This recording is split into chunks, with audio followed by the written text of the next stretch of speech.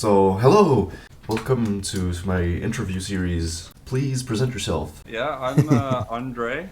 I'm Norwegian, but I live in Australia, and I'm one of the developers on TFC, the Fertile Crescent. I am Anders. I am also Norwegian and also live in Australia, and I'm the other developer on the Fertile Crescent. Alright, don't get it mixed up, guys.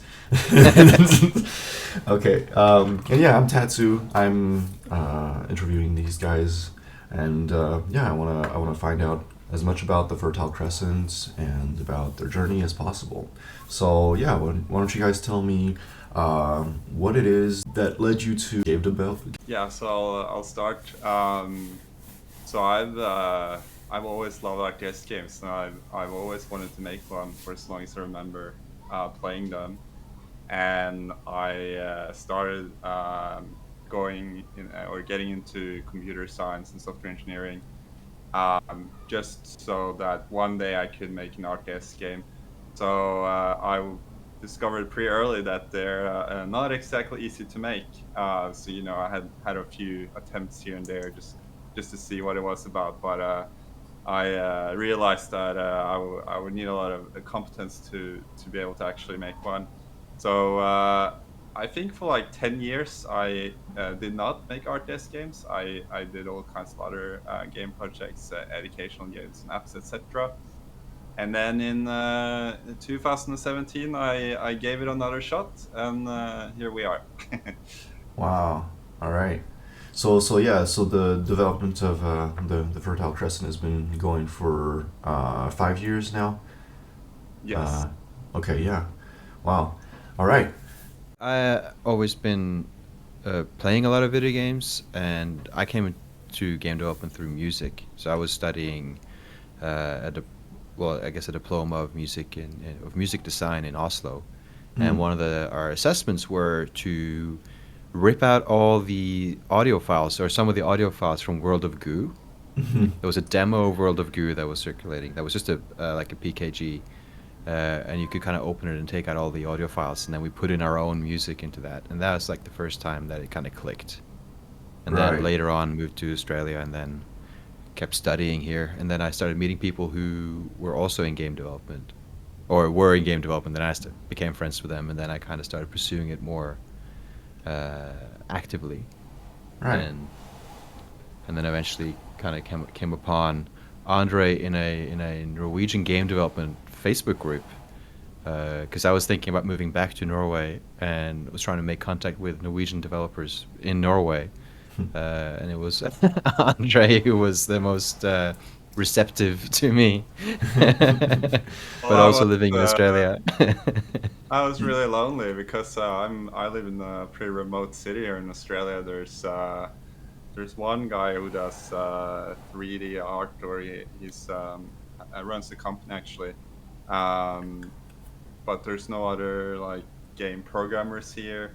Right. So I was looking into connecting with someone, and then when I see there's a Norwegian, it is the closest large city, but it's still a 16-hour drive, so it's not Right. really close, but it's as close as it can get. So I Yeah. was really keen to connect. Yeah. Those distances could be huge in Australia. All right. Yeah. So yeah, Yeah. I noticed that you've got like a whole bunch of musical equipment behind you. You're still making music, I suppose. Yeah, so that was how I got into the Fertile Crescent, was to just do music, and then, since then it's It's branching out a grown. little bit. But Right. Andre is still doing all the hard stuff like programming and art and the bulk of the game design and all that too. All right. All right. What are you guys making this in? Are you guys using your own engine or something off the shelf? Using Unity. You're using Unity. Right. Okay. Yeah. Yeah. Yeah. Yeah. Hmm. Cool. How have you guys been finding this experience overall? Have you guys both been in this together for 5 years, or a different time stretch for each of you? Yeah, you got into the project fairly early, so Yeah, it's pretty much 5 years. yeah. Right. Yeah, almost.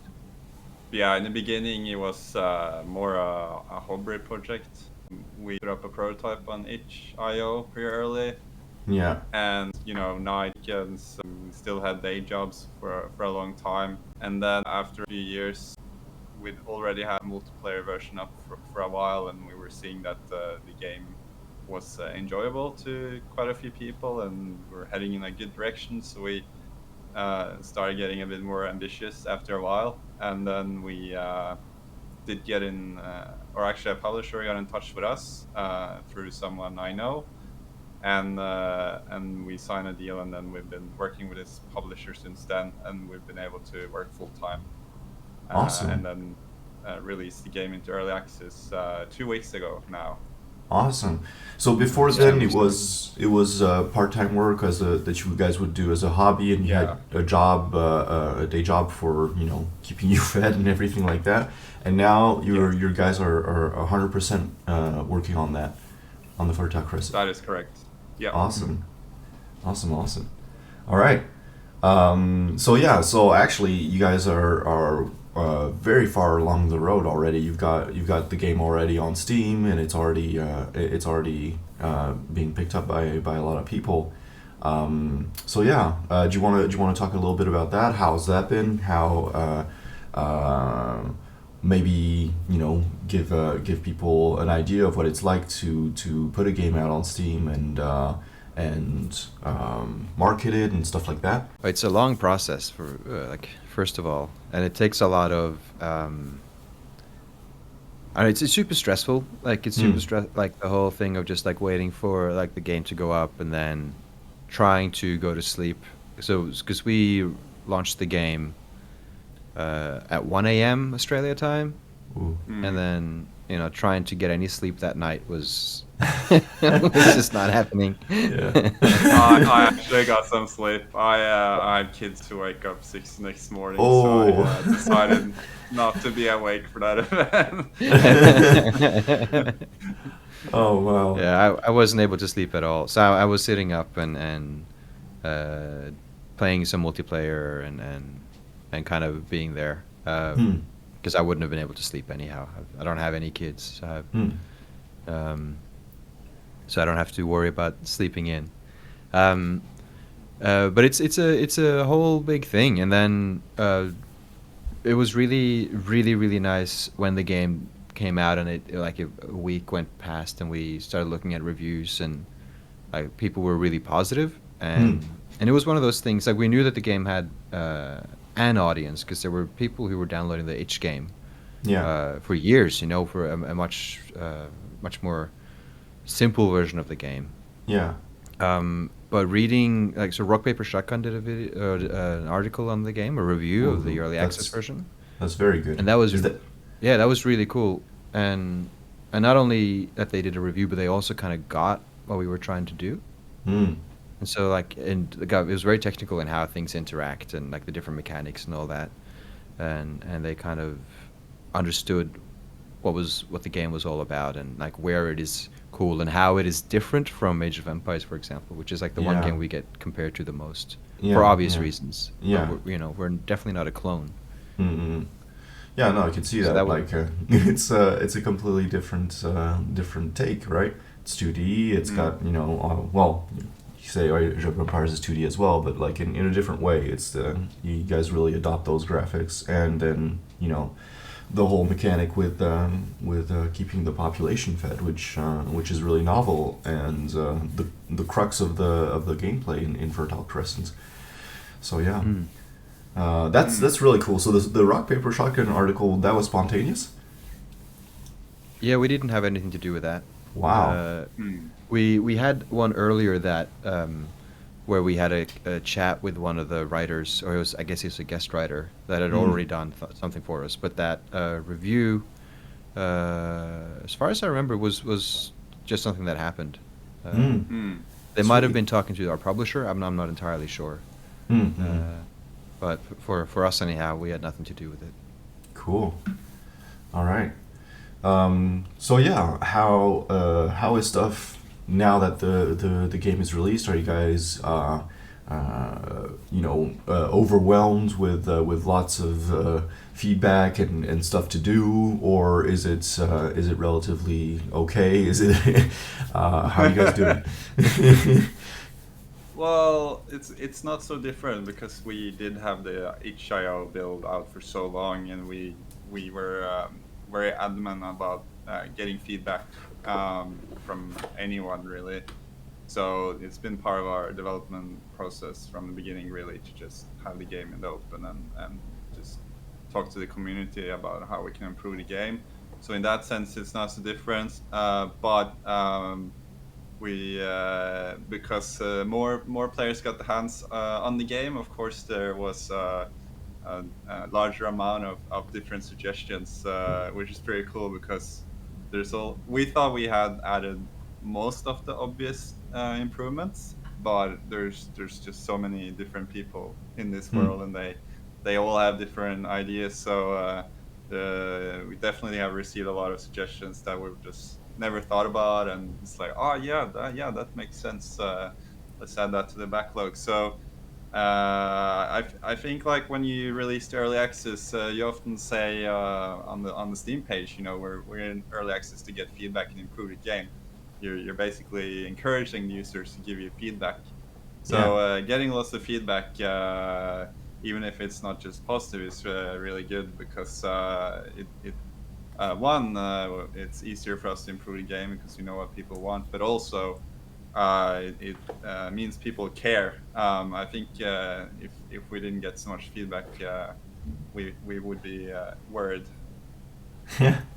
So it sounds like you guys have like really planned this whole process very well, and you've gone through the motions of it, the steps of it, very rigorously. And this has allowed you to keep a good rhythm, not be overwhelmed, and have things, as far as I can tell, run very smoothly through the course. So do you guys want to talk about maybe that process and how you guys planned it out? If you guys planned it out, I believe. I mean, that's the impression I'm getting. Yeah, we actually had a plan. It's actually been a dream of mine to make a game this way for a long time, just through working on lots of different projects. And I wonder if that's how Blizzard used to operate. I'm not sure. Like you only know the surface. They were known to not release games until they were very happy with them, or if the game didn't work out, they didn't release at all. But our way of developing was a very step-by-step kind of process where we're very slow adding new stuff.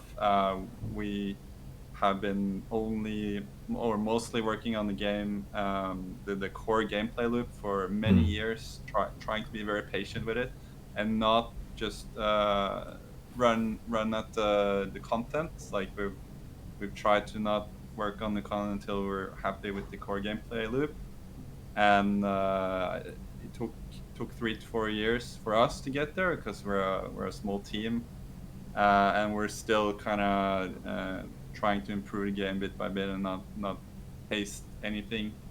But yeah, now that we were gonna release to early access, we had to add some content. So we added the horde mode and the skirmish AI, and we have lots of content planned. But like if there is an issue, we will always prioritize to make sure a game works and plays well before we add more stuff. So it's like a factory where any one problem will just stop the whole factory and say, Right. Let's put all our efforts into this one problem before we continue. And that's what we've done like almost continuously since the beginning. Right. Do you have an example in particular that you were willing to share with me about that happening? Yeah, so one thing that's often difficult to implement and get right in an RTS is pathfinding. I don't know the percentage, but we've spent a lot of time on the pathfinding because if you don't get pathfinding right, RTS games can easily become very problematic. Or not interesting at so- all. yeah, right. But it's like if you have to get that right. And so we've ended up with 3 different pathfinding systems. in Yeah. one. And it's only after I discovered that actually the same is the case for Age of Empires 2, which I find a bit interesting. Nice. But yeah, that's something like we've totally prioritized getting that right before, adding boats and water and stuff, which is still not in the game. Mm. Yeah, and also we had a early community vote. Do want us to focus on single player or multiplayer? And the multiplayer won by 1 vote or something. Wow, that's And so close. we decided, yeah, we'll just go all in on multiplayer first and get that up and running. And that's why the game has kind of been so multiplayer centric. Yeah.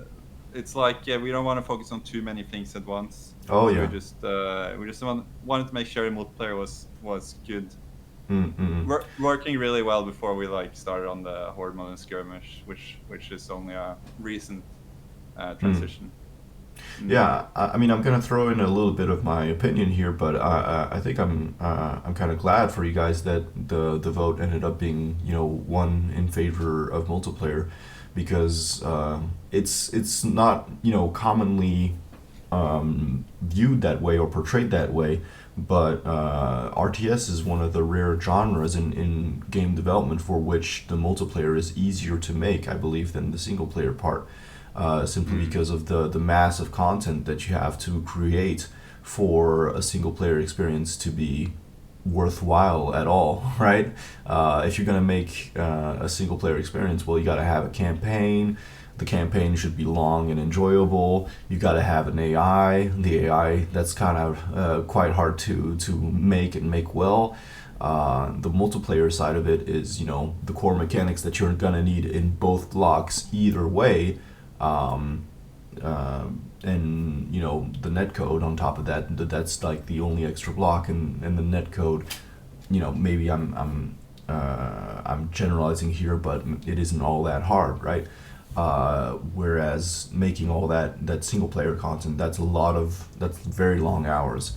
I don't know what you guys think about that, but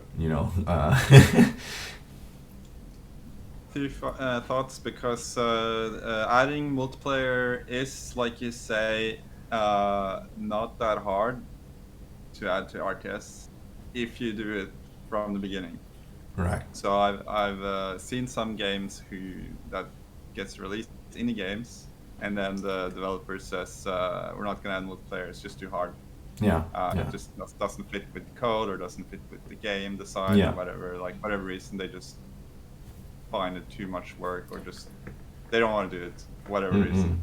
And I understand that, because even some games that are in early access now that we've seen, they have multiplayer co-op, for example, as a planned roadmap feature, but it's at the very, very end, right? It's like Yeah. they have 5 different content updates planned, and then the multiplayer comes at the end. And my guess is it's because it takes quite a bit of time to add multiplayer on top of what you have if you haven't implemented from the beginning. So I think that's why we are extremely happy to have made that decision, because for example, with skirmish AI, we don't have co-op against skirmish AI right now, but I just wanted to see how the AI played against the player, so I wanted to spectate Anders. So I just mashed up some prototype code in 10-15 minutes, and then I could actually be a spectator and see the AI play Anders. And we've never done that before, and everything just worked out of the box, because Nice. the infrastructure is ready for it. So the reason we haven't added it yet is we still have to do the UI work. We have to be able to select a team for the AI and add AIs and all that stuff. But it's still very doable for us to add, because we did multiplayer first. So and so I think that's the recipe. That's the way to go. yeah, we're very happy about that choice. Awesome. What do you guys view for the coming months, the coming years for the Fertile Crescent? How do you envision things going? What will happen? What will be added? What will happen? I don't know. Well, so obviously now the road to 1.0 has started, right? And so there's we're going to be spending a lot of time continuing to look at player feedback. I guess the focus is, as you'd expect, to start adding single player content, and to keep expanding on what we have. It's we can't really promise too much yet. There's still like a roadmap that's yet to be decided on. We obviously have some very strong ideas and some really, again, like kind of interesting ideas for how to structure. Well, I don't know how much I can say, Andre. We have some good ideas. I can say that much. We want to start looking at how to make other tropes of RTS games more interesting. That's super broad. Yeah, no, I get it. But you I gotta think keep that's your cards pretty close to the heart. fair. Yeah, well, yeah, and it's just not everything is in stone yet. And we don't, obviously there's a lot of the stuff that's going to happen going forward is going to happen in to some extent in collaboration with our publisher, right? And so we just with them and us, we haven't decided on what's happening Right. next. Right. So 'Cause for the right now, they get a say now. Yes, they do. To some extent, they do get a say, and it's also just good for our relationship with them to keep them in a loop, and Right. because they have done a lot of our publishing really well, and so we want to keep focusing on keeping them in the loop and having it be a continued collaboration. What do they take care of? By the way, now that you mentioned the publisher, I'm a little bit curious. I have no experience with that, but like, what do they take care of? Do they do advertising for you? Do they handle the Steam page for you? What is it that they do? Yeah, they took care of all the communications with Valve and setting up the Steam page and all that. They obviously run all of our social media, which is I'm at least relieved to not have to do that. Yeah, absolutely. And they've done a fair bit of marketing materials for us, so and key art and stuff like that. And we've also had a lot actually. So Andre did all the art in the game initially, and then we had the publisher's artist, kind of the team of artists there, redo all the art in the game. Right. So it's still I have to say all credit to Andre, because it's still like it's based off of the ideas that Andre had and the color choices and everything. So it's based off of the art we had there, and you can go check that out, and it's still up on itch and all that as well. It's just like HD. you know yeah it's just a bit more detail and a bit more I don't know, it's just made by someone who spends all of their time doing art, Right. as opposed to does it when they have to. Is that a Right. fair representation, Andre? I'll say the Ishio art, the style is cool, but it's definitely programmer sucked to some extent. Because that's what I am, right? I'm not really an artist. Yeah. Well, it's always part of the charm, you know. So yeah, did they run ads for you, or is that not something that they do? I think there were some I think they call it performance marketing that's been done. So you could see like Facebook ads and Twitter ads and stuff. As far as I know, we haven't been too focused on that stuff. It was actually really nice when we got that deal to just be able to push all of that to the side and kind of just focus on making the game. All right. But they were doing that stuff, and they took the game to EGX last year in October. Nice. Which was cool. We would have loved to go ourselves, but we obviously there was in one of the COVID waves that we had, so Yeah. it was hard to travel.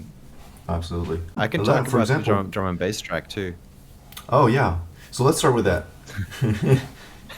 Drum and bass. Because that was the cool thing. So we had the game, or that wasn't the cool thing, but that was a cool moment for me when we were working on the game, and we had this music in the game. That's all pretty. I like based off of like 70s synthesis, and but also like it's kind of ambient and very like it's kind of the goal, this design goal for the music was to have like kind of aesthetically kind of 70s style synths and kind of simplistic synth sounds, and so we would, because we were looking at the game initially, obviously it had pixel graphics, but we didn't want to do like chiptune music, Right. 'cause that's like the first thing you think, and Yeah. that's not a cool idea. So but if Yeah. we can do like simplified electronic music, and had as a starting point to kind of match a little bit. And so we started off with this like 70s style, like early synth sounds, and expanded it into, and it's all very ambient and chill, with some drums and that. And then we were working on the horde mode, Mm-hmm. and I wanted the last wave to feel very scary and exciting, because the horde mode is hard. Mm-hmm. And so I was, and as I made this drum and bass track, that I'm not a drum and bass composer, so I'm not good at it, but I was able to figure it out enough to, to kind of put that in the game. And I had a conversation with Andre beforehand. I was like, "Oh, are you sure this is a good idea? Like, are people going to be upset? Like, because it's so different? Or they're not gonna care?" And it's been one of my favorite things to do after the game came out, is to watch YouTube videos of people making it to the last wave in the horde mode, and then like commenting on the music and kind of feeling excited and scared, hopefully, too. Yeah. Well, it's funny how you told me that you were good at it. That was actually during a stream. Oh think yeah, it it's- was too. Yeah, like, oh, by the way, Andre, I'm thinking about adding a drum bass track to Oh, the okay. game. Yeah. I think that's great. I'm like personally a fan of drum and bass. I mean, I don't listen to it all the time, but like when I really need to get into the zone for competitive RTS, that's like what I listen to, because it actually really does work. It really gets me concentrated. So it's really really good for that, and so I think that's like a really good choice. And I think it's interesting because like people are gonna be playing, it's the last wave, so they've already gotten into the zone, and then that hits, and it's like, oh yeah, okay. I imagine that's how it would play out. So yeah, I think that's a really good idea. Yeah. All right. Yeah, we'll probably be looking into more music outside of the Fertile Crescent genre, going forward. Awesome. Like, do you remember the time that you came down to show the game here at Go for 2-3? That was the first time we showed the game in person, standing in front of the computer, having strangers play it, which was interesting. I think, yeah, as I said, I live very remotely, so I didn't actually get to see people play the game live. I didn't know so much about how, like, what are the things people do first, like, how do they try to select units, and what are their strategies and stuff. I didn't have so many people to actually, like, I could get some friends to play the game, but then that was done, right? They've had their first turn. So I think going down to that event was good, because we actually set up 2 laptops next to each other and had them play multiplayer, and like seeing that live and seeing how that actually worked and seeing that people enjoyed it. That was a pretty good moment, I think, where we realized that we're onto something. It's what you do it for. It's the motivator, isn't it? Yeah, definitely. 100%. Awesome. Yeah, it's a bit weird to make a game, and even if you read people write reviews and stuff, it's not the same as seeing it live. So when I lived in Norway and I was working in an office with other game developers or software engineers or whatever product we made, I would always get to go out and see people try the product live. But I think that event throughout 5 years is the only time I've really seen the game live with my own 2 eyes. Mm. So I guess I have to like always refer back to that event to remind myself how the game is played a bit. Yeah. Oh, you need to get to a more populated area. This way, this can happen more often to you. Yeah, unfortunately, I moved to a country on the other side of the globe, and it's a remote city, and then COVID happened, so, you know. No, it's fine. It's fine. All right, Fertile Crescent. It's available on Steam in early access. I recommend you guys all check it out. I personally have had a lot of fun with it. Is there anything else you guys want to say to the audience that might be watching? Please go check it out and give us all the feedback. We're not done receiving feedback, and we want to keep receiving feedback all the way until 1.0, and probably for a while after too, hopefully.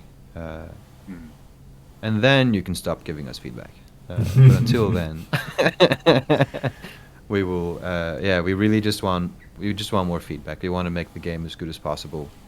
We want it to be. So we know that it's hard right now, and we want it to be. We're fixing that, and we want it to be pretty like a good starter RTS for people as well. Give us feedback. And also to other RTS developers out there. When we started this, we didn't know about so many RTS games in development, and actually one of the reasons we wanted to do this was to kind of, contribute to the fact that there are RTS games being developed and are coming out, and I'm excited. Now it's been 5 years and there's all these cool indie RTS games popping up, so I'm excited to try all these games. I'm really excited about maybe the RTS genre coming back a bit and developers tackling this genre. All right, there will be all the links in the description below, including the Discord invites. So yeah, check them out. Join their Discord, get their game, give them feedback, and thank you so much for coming in, and maybe see you guys again in another interview or in another video. Thank you. Thanks. Be lovely. Cheers. Thank you.